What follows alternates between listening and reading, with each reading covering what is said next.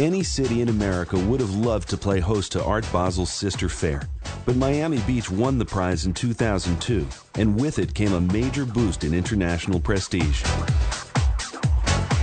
We came here because we thought it could be a great place to bring together art lovers from all over the United States, but also from Latin America and Europe. Today we have an incredible concentration of wealth and talent here. Architects, fashion designers, actors, and people who are in the creative industries. Oh, the burgeoning art scene in Miami is just great. It's amazing what's happened the last 5 or 6 years. The number of collectors, the number of galleries, the entire scene. Art Basel is another way that Miami has lifted itself above all the other cities in America. It is now seen as one of the centerpieces of design and art consideration anywhere in the world. I suppose part of it is just this incredible accumulation of additional fairs, and so it's just this kind of gradual encroachment of sort of every aspect of the art world. What has become more interesting is, of course, the involvement of the collectors in Miami. That has really developed into something quite substantial, quite unlike any other fair.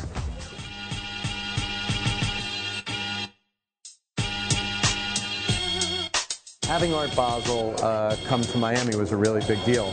It made the whole world aware that Miami isn't only fun and sexy and good for entertainment, but it's also an international city of substance.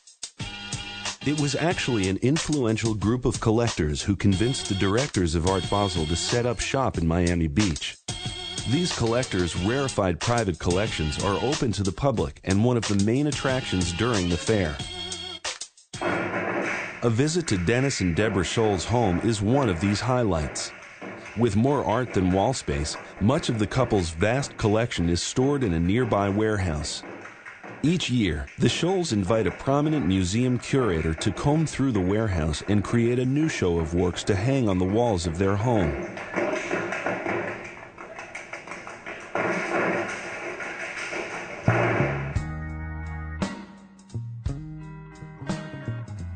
When we first started, it was really a way of simply having the collection be hung in a professional manner.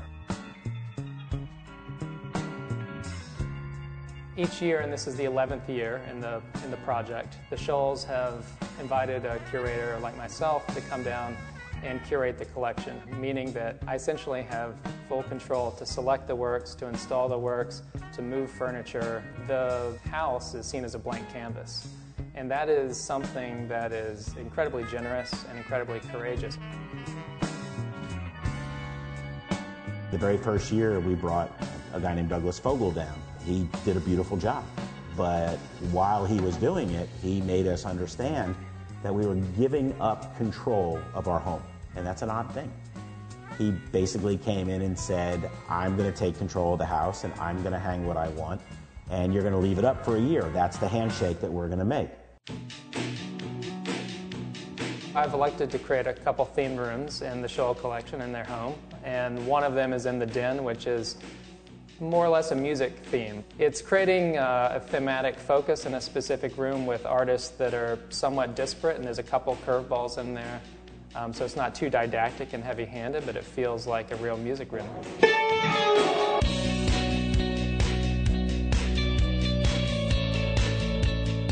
In the living room, the installation really embraces the formality of the living room. It's very strong, formal, rich work.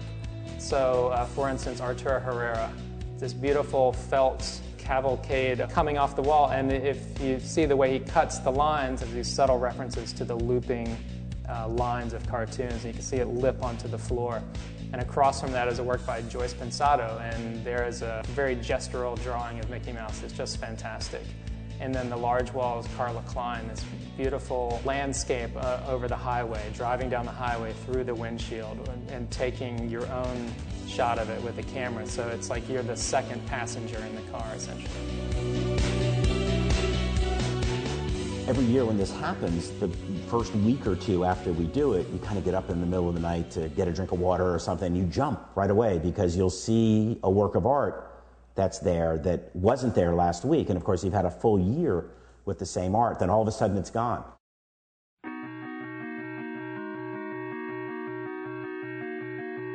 You have to remember, we invite a curator down, we give him 3 days, he puts up the show, and everybody shows up that night. And many times at 7 o'clock when the doorbell rings, we're still sweeping and patching and bailing. The party is a big, big party. Everybody comes out. It kind of kicks off the Miami art season. You'll see kind of a who's who of the Miami art community there. You'll see a lot of collectors. You'll see a lot of the dealers. You'll see a lot of the museum people. And most of all, and most importantly of all, you'll see the great working artists from Miami. They don't just appreciate art or decorate their houses with art. There's a kind of total immersion. It's truly an art collection that people live with, so you get to go into their bedrooms and their bathrooms and every place else. I think they're really inventive and incredibly brave to turn their house over to us curators to make it look really radically different year after year after year. It's really special. They've been collecting art for so long and have such a unique collection and have been following their instincts for so many years that to expose the artwork and the collection to the public in that way is awesome, really.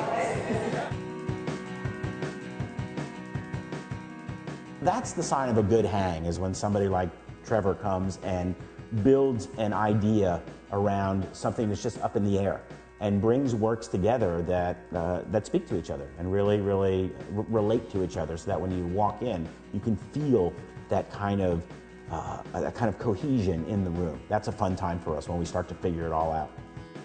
The Scholes are just one of several leading collectors who premiere new exhibitions during Art Basel Miami Beach. Coming up next, a look inside collections of Marty Margulies, the Rubel family, and Craig Robbins.